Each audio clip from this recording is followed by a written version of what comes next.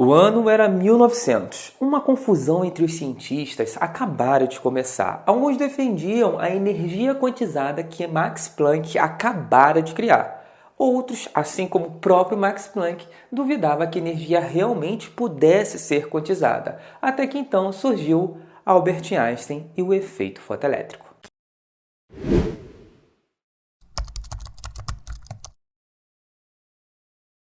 Max Planck, em sua tentativa de explicar a radiação de corpo negro, propôs algo que ia contra as leis da física conhecidas até o final do século XIX. Em sua tentativa, ele propôs que a energia não era uma grandeza contínua, e sim uma grandeza quantizada. Tá, mas o que isso significa? No ensino médio, aprendemos a calcular diferentes tipos de energia e também que a sua unidade é o Joule. Também é muito comum medirmos energia utilizando a unidade caloria, onde 4,18 calorias equivale a 1 joule. Nesse vídeo nós vamos trabalhar com joule, uma vez que é o mais comum na física. No nosso primeiro ano aprendemos que um objeto se movendo pode ter uma energia, pode ter um valor de 15 joules, onde essa energia está associada diretamente ao seu movimento. No nosso segundo ano, aprendemos que quando queimamos alguma coisa, essa queima pode fornecer uma determinada quantidade de energia, 30, 40, 50 joules, onde essa energia está associada à temperatura e calor. E no nosso terceiro ano, nós aprendemos que um objeto ligado na tomada pode consumir 30 joules por segundo de energia, ou seja, diferentes tipos de energia, mas todas elas são medidas em joules. O ponto importante aqui é que a energia, de modo geral, pode assumir qualquer valor, 1, 2, 5, 10, 15, 0,5, 0,0025, qualquer valor. Mas para Max Planck não é assim que a natureza trabalha. Para ele, existia um valor que quando nós chegássemos nesse valor, esse valor mínimo, nós não conseguiríamos fracionar esse último pedaço de energia. Para entender melhor essa ideia, vamos pegar o seguinte exemplo. Digamos que eu tenha um recipiente com 500 bolinhas. Essas bolinhas representam energia. E somando toda a energia dentro desse recipiente, eu tenha exatamente 10 joules. E agora que as coisas vão começar a ficar interessantes. Por quê? Se eu reduzir de 500 bolinhas para 250 bolinhas, eu passo a ter 5 joules. Se eu reduzir de 250 bolinhas para 50 bolinhas, eu passo a ter 1 joule. E se eu reduzir de 50 bolinhas para uma bolinha, eu passo a ter 0,02 joules. E é aqui que fica a seguinte questão. Poderia eu ter dentro do meu recipiente 0,01 joules? Para os físicos do final do século XIX e início do século XX, bastava eu pegar minha última bolinha e partir ela ao meio, o que sugere que dentro do meu recipiente eu poderia ter absolutamente qualquer valor. Bastava eu pegar as bolinhas e fracionar elas da maneira que me convém. Porém, para Max Planck, não é assim que a natureza funciona. Para ele existia ali o valor mínimo, e quando eu chegasse nesse valor mínimo, nessa última bolinha, eu não poderia fracioná-las. E aí surge a ideia da quantização. Por quê? A partir do momento que eu não posso cortar as minhas bolinhas da maneira que me convém, existem valores que também não é possível eu ter dentro do meu recipiente. Por exemplo, eu não conseguiria ter 0,01, eu não conseguiria ter 0,15, eu não conseguiria ter 0,25, porque esses valores não são múltiplos do valor mínimo de energia, que seria 0,02. Eu consigo ter 0,02, 0,04, 0,06 e por aí vai.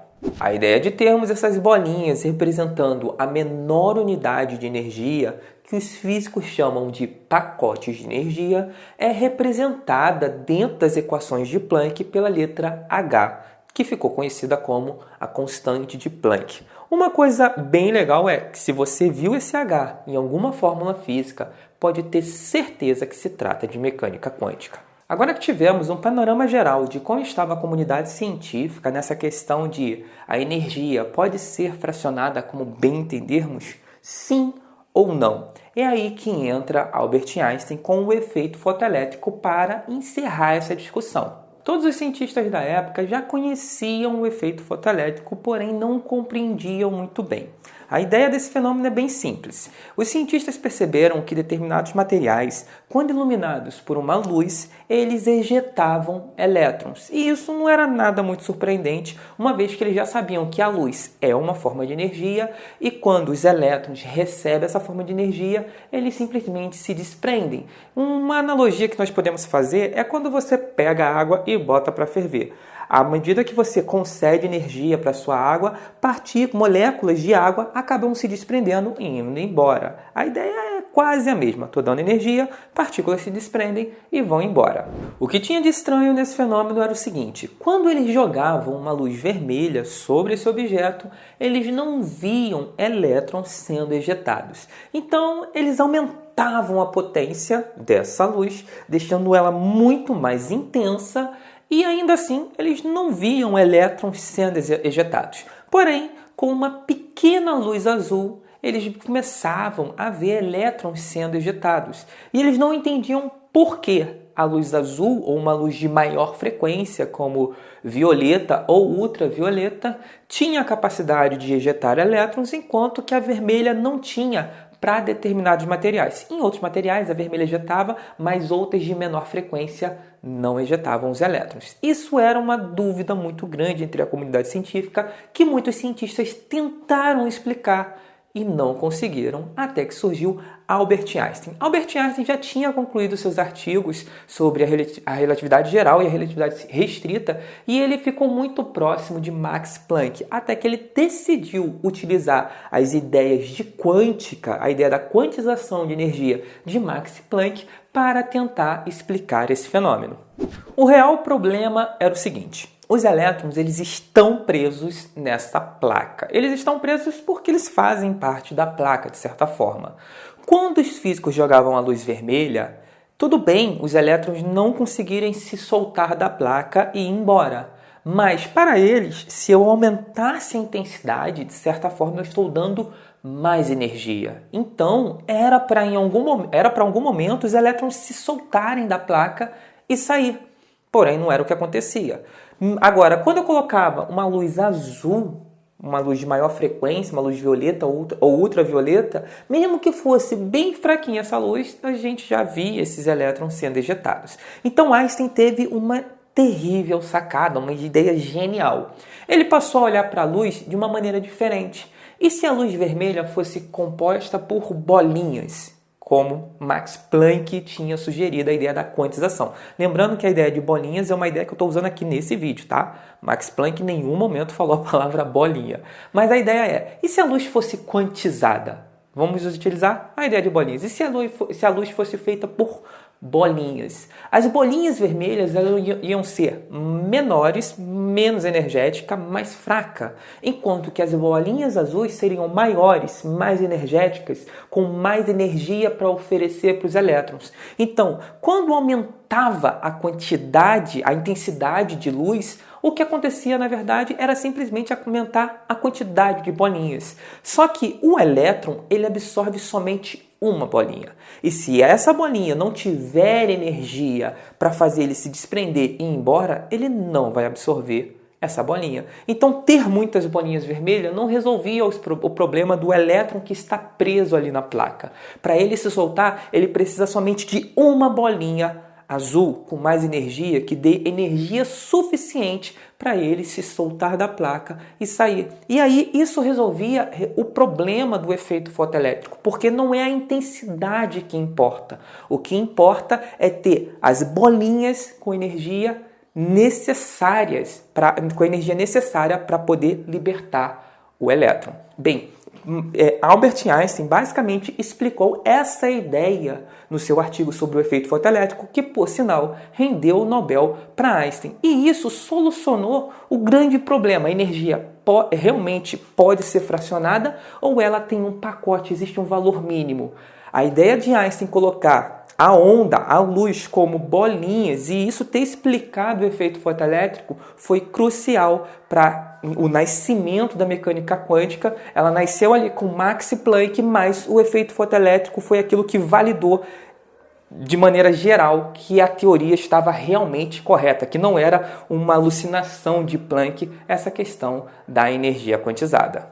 Saindo um pouco da parte conceitual, vamos um pouco para a teoria. Na prática, os elétrons de um material estão presos e eles precisam de uma energia mínima para se libertar, certo? Vamos dizer que essa energia vale 8. Esse valor, que é o valor mínimo que ele precisa para se libertar, nós chamamos de função trabalho, muitas das vezes representado nos livros pela letra W.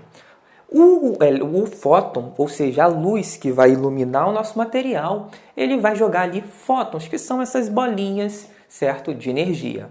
O fóton, ele tem uma energia a oferecer. Se essa energia for maior que 8, o meu elétron vai absorver uma dessas bolinhas e vai se libertar. O ponto interessante é, se essa energia tiver um valor 10, por exemplo, o meu elétron ele absorve esse valor 10 integralmente, ele vai usar 8 para se libertar e assim que ele se liberta, ele vai ter uma certa velocidade. Lembrando que velocidade também é uma forma de energia, que nós chamamos de energia cinética.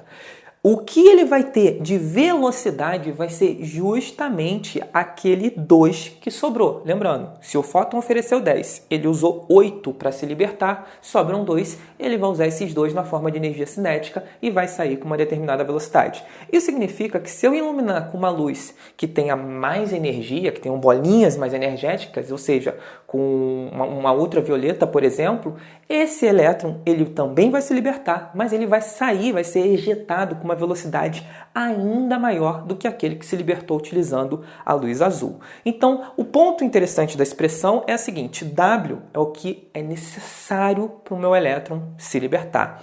E aí ele vai estar utilizando a energia do fóton.